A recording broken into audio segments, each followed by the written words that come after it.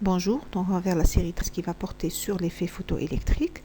L'exercice 1, on nous donne une lumière polychromatique qui comprend trois radiations, lambda 1, lambda 2 et lambda 3, et elle irradie un échantillon de potassium qui est contenu dans une ampoule. On nous donne l'énergie d'ionisation d'un électron qui est égale à 2,14 électronvolts, sachant que c'est l'énergie d'extraction. Donc on nous demande d'abord d'établir la relation E en électronvolts, c'est 1241 sur lambda en nanomètres, puis de dire quelle est la radiation parmi ces trois radiations qui donnera lieu à l'effet photoélectrique. Et pour terminer, on nous demande de calculer la vitesse des électrons expulsés du métal. Pour répondre, on va d'abord faire des règles de 3 toutes simples pour dire l'énergie en joule, combien elle vaut en électronvolts par la règle de 3. Un électronvolt, c'est 1,6 à la puissance moins 19 joules, on part de ça, et on obtient E en joules, c'est E en électronvolts par 1,6 fois 10 à la puissance moins 19. Et puis on va convertir le mètre en nanomètre, c'est-à-dire lambda en mètre, qu'est-ce qu'elle vaut en nanomètre? 1 mètre, c'est 10 à la puissance 9 nanomètres, donc lambda en mètres, c'est lambda en nanomètres par 10 à la puissance moins 9. Maintenant, sachant que l'énergie en joules, c'est Hc sur lambda en mètres, on va remplacer l'énergie en joules par sa conversion en électronvolts, c'est-à-dire E en électronvolts par 1,6 fois 10 à la puissance moins 19, et lambda en mètres par lambda en nanomètres par 10 à la puissance moins 9. Voilà, ça devient maintenant juste un calcul très simple. Ça veut dire que E en électronvolts, donc à partir de cette équation-là, on tire E en électronvolts et on fait un calcul tout simple et on aboutit à, en remplaçant H par 6,62 fois 10 à la puissance moins 34 et C par 3 fois 10 à la puissance 8, on aboutit à 1241 sur lambda en nanomètres. Maintenant, donc on va écrire de façon générale que E en électronvolts, c'est 1241 sur lambda en nanomètres. Si on nous donne une longueur d'onde en nanomètres, pour calculer son énergie, on utilise directement cette relation-là. Si maintenant la longueur d'onde, comme remarque, est donnée en angstrom, en partant de E en joules, c'est Hc sur lambda en mètres, on va remplacer lambda en mètres par lambda en angstrom par 10 à la puissance moins 10. Exactement ce qu'on a fait, juste avec, on remplace nanomètre par angstrom. Et on obtient, donc avec le même calcul, on obtient E en électronvolts, ce sera 12 410 sur lambda en angstrom. C'est-à-dire, si la longueur d'onde est donnée en angstrom, on utilisera cette relation-là. Pour la deuxième question, on va d'abord commencer par calculer l'énergie qui correspond à chaque longueur d'onde lambda. Pour lambda 1 qui est égal à 450 nanomètres, en appliquant la relation E égale à 1241 sur lambda en nanomètres, en électronvolts, on obtient 2,75 électronvolts. Pour lambda 2 qui est égal à 610, on obtient 2,03 électronvolts. Et pour lambda 3 qui est égal à 750 nanomètres, on obtient 1,65 électronvolts. Maintenant, l'énergie d'extraction de l'électron étant WS, c'est 2,14 électronvolts. Donc l'effet photoélectrique, un photon arrive, il disparaît. Son énergie, elle servira à extraire un électron en lui donnant bien sûr une énergie cinétique, à condition que h nu soit supérieur ou égal à h nu, S nu S, c'est la fréquence seuil. Alors pour qu'il y ait effet photoélectrique, ECE, il faut que h nu soit supérieur ou égal à WS ou bien h nu S. Alors ici, on remarque que la seule raie qui est capable de produire cet effet, c'est bien la première parce que son énergie c'est 2,75 électronvolts, donc c'est supérieur ou égal à 2,14 électronvolts. Maintenant, pour trouver la vitesse des électrons, on reprend la relation h nu, c'est le travail d'extraction, plus l'énergie cinétique des électrons, c'est-à-dire 1 demi de m0 v carré. À partir de cette relation-là, on tire v qui est égal à racine de 2 fois h nu moins ws sur m0. On remplace h nu par 2,75 et ws par 2,14. Bien sûr, on convertit en multipliant par 1,6 fois 10 à la puissance moins 19 et on obtient 4,6 fois 10 à la puissance 5 mètres par seconde. L'exercice 2, dans une expérience d'effet photoélectrique, la longueur d'onde seuil est de 6600 angstroms, déterminée en joule et en électronvolts le travail d'extraction d'un électron. La vitesse maximale des électrons, on nous dit que la photocathode elle est éclairée par une radiation de longueur d'onde lambda 4000 angstroms, puis la tension qu'il faut appliquer entre l'anode et la cathode pour qu'aucun électron n'atteigne l'anode, c'est-à-dire le potentiel d'arrêt. Donc la première question pour trouver le travail d'extraction d'un électron, on va partir de la relation WS et H nu S, c'est-à-dire Hc sur lambda S. On utilise 12410 sur 6600 parce que la longueur d'onde elle est en angstrom et on obtient 1,88 électronvolts. Maintenant, si on veut convertir en joules, on multiplie par 1,6 fois 10 à la puissance moins 19 et on obtient 3 fois 10 à la puissance moins 19 joules. Pour la vitesse maximale, la deuxième question, donc nous avons h nu c'est ws plus 1 demi de m0 v carré, donc on tire la relation de v littéraire, c'est racine de h nu moins ws fois 2 sur m0. On n'a pas h nu, on va calculer h nu c'est hc sur lambda, puisque si on veut la trouver en électronvolts, on va utiliser 12410 sur lambda en angstrom. H nu c'est une énergie et on trouve 3,10 électronvolts. et on remplace dans la relation de la vitesse, racine de 2 fois h nu moins ws sur m0, donc h nu par 3,1, ws par 1,88, et on est multiplié par 1,6 fois 10 à la puissance moins 19, et on obtient 6,55 fois 10 à la puissance 5 mètres par seconde, la vitesse des électrons arrachés à la cathode, et c'est une vitesse maximale parce que les électrons ils sortent avec une vitesse maximale. Maintenant, le potentiel d'arrêt, EC étant égal à 1 demi de m0 v carré, c'est égal à E fois V0, c'est ce qu'on a vu dans le cours, et donc V0, ce sera EC sur E, mv carré sur 2E, ou bien ce sera EC sur E. Donc, maintenant, on sait que H nu c'est WS plus 1 demi de M0 V carré. Bon, c'est-à-dire WS plus l'énergie cinétique. Donc, l'énergie cinétique, ce sera H nu moins WS, c'est-à-dire 3,1 moins 1,88, c'est-à-dire 1,22 électronvolts.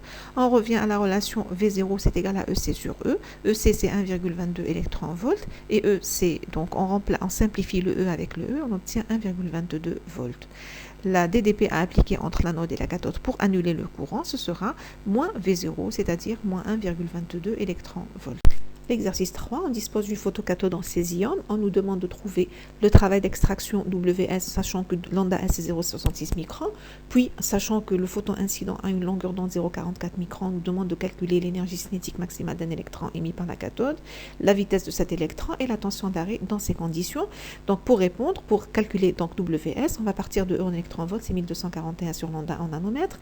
On va convertir la longueur d'onde 0,66 microns en nanomètres pour utiliser cette relation et puis on aboutit à WS 1241 sur 0,66 fois 10 à la puissance 3, on aboutit à 1,88 électronvolts. Pour la deuxième question, pour calculer l'énergie cinétique maximale des électrons expulsés ou extraits, alors on va dire H nu, on va partir de H nu c'est WS plus 1 demi de M0 V carré, et 1 demi V0 carré c'est égal à E fois V0, et ce n'est rien d'autre que EC max, parce que les électrons sortent avec une vitesse maximale, donc une énergie cinétique maximale.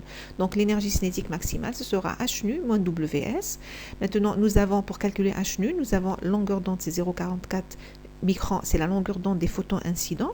Donc ce sera, on l'a converti en nanomètres pour calculer H nu en partant de la relation 1241 sur lambda en nanomètres. On remplace et on trouve 2,82 électronvolts. Donc EC max, ce sera 2,82 moins 1,88 puisqu'on a calculé déjà WS et on trouve 0,94 électronvolts.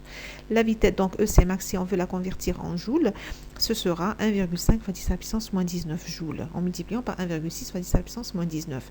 Maintenant, pour calculer la vitesse des électrons à cette vitesse maximum, donc EC max c'est 1 demi de M0 V carré, donc V ce sera racine de E fois EC max sur M0, on remplace donc en convertissant EC max en joules, 1,5 fois 10 à la puissance, puisque EC max est égal à 1,5 fois 10 à la puissance moins 19 joules, donc déjà elle est convertie, on divise par la masse et on obtient 5,74 fois 10 à la puissance 5 mètres par seconde.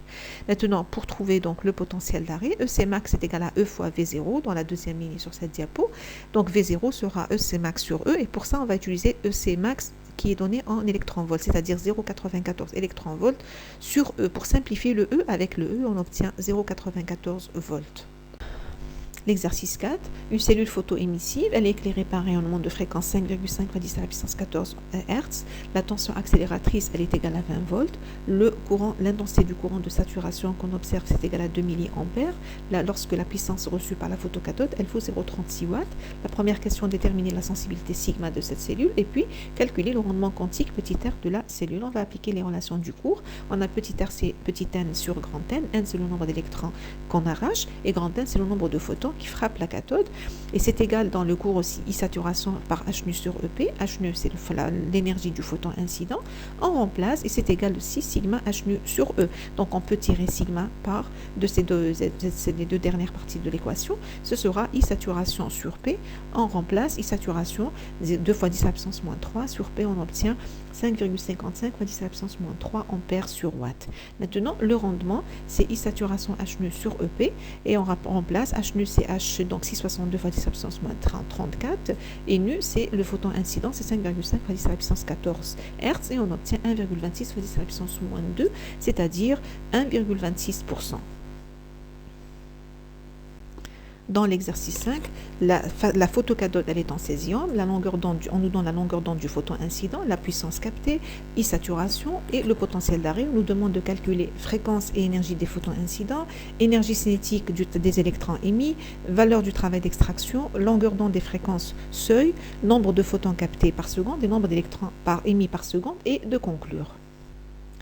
Pour trouver la fréquence des photons incidents, on part de nu égale à C sur lambda, on remplace, on nous trouve 7,05 fois 10 à la puissance 14 Hz. Pour leur énergie, on part de 1 de E en électron-volt, c'est 1241 sur lambda en nanomètres. En convertissant lambda en nanomètres, on obtient 2,92 électron-volts, c'est-à-dire qu'en joule, on multiplie par 1,6 10 à la puissance moins 19 et on trouve 4,67 fois 10 à la puissance moins 19 joules. Maintenant, pour trouver l'énergie cinétique des électrons, maximum des électrons photo-émis, on part de 1 demi de M0 V carré c'est E fois V0. E, on la connaît, et V0 c'est égal à 1 volt, donc on trouvera 1,6 fois 10 à la puissance moins 19 joules. Donc cette énergie, c'est une énergie cinétique maximum. Sinon, maintenant, pour la troisième question, on va partir pour calculer WS, on va partir de H nu égale à WS plus 1 demi de M0 V carré, c'est-à-dire WS plus EC max, comme on vient de faire. Ça veut dire que WS est H nu moins EC max. On remplace H nu par sa valeur en joules, EC max par sa valeur en joules, on obtient 3,07 fois 10 à la puissance moins 19 joules. Sinon, en électron-volt, on va remplacer H nu par 4,67, sa valeur plutôt en électron-volt, c'est-à-dire 2,92 électron-volts, et EC max par 1 électron-volt, on trouve 1,92 électron-volts. Maintenant, pour la fréquence seuil, on va partir de WS égale à H nu S, en remplaçant WS par sa valeur, et on va trouver 4,64 fois 10 à la puissance 14 Hz. Pour maintenant la longueur d'onde, lambda SCC sur nu S, et on remplace tout simplement, et on obtient en mètres 0,646 fois 10 à la puissance moins 6 mètres, c'est-à-dire 646 nanomètres. Maintenant, pour la cinquième question, on a la relation, la puissance P c'est N H nu sur delta T, donc N c'est P delta T sur H nu, on remplace tout simplement P par sa valeur, delta T c'est 1 seconde, et H nu par leur valeur, on obtient 2,14 fois 10 à la puissance 18, sachant que N c'est le nombre de photons qui frappent la plaque pendant l'intervalle de temps delta T. Pour la sixième question, pour calculer donc petit n, I-saturation c'est NE sur delta T, N donc I-saturation fois delta T sur E, et on remplace, on obtient 1,25 fois 10 à la puissance 16. Rappelons que N c'est le nombre d'électrons émis pendant l'intervalle de temps delta T, donc c'est aussi égal au nombre de photons efficaces pour extraire un électron. Nous savons que tous les photons ne sont pas efficaces, c'est-à-dire il y a des photons qui arrivent, qui peuvent donc extraire des électrons à condition que leur énergie soit supérieure ou égale au travail d'extraction. Les autres qui n'ont pas cette condition-là ne sont pas dits efficaces. Maintenant, on va conclure que, puis en calculant le rendement c'est petit n sur grand N, on trouve 0,58 fois 10 à la puissance moins 2, c'est-à-dire 0,58%.